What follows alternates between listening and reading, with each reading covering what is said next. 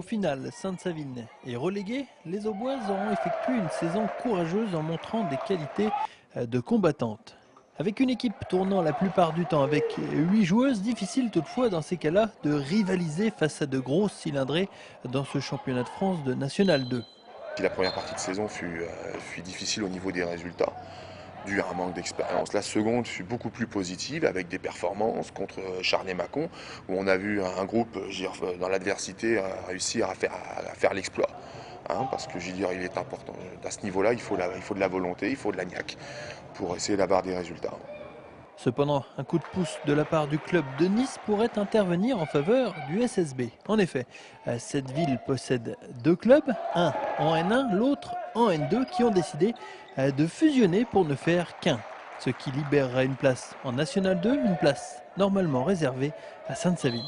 Réglementairement, la première équipe qui peut être repêchée en National 2, c'est l'équipe qui joue dans l'équipe du centre fédéral ou du champion de France.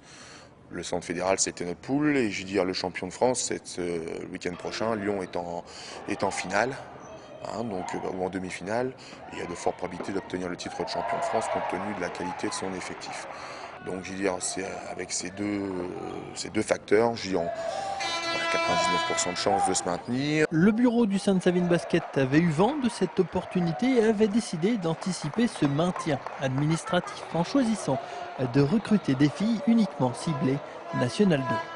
On est en accord de principe avec Pénélope Delruy pour son retour.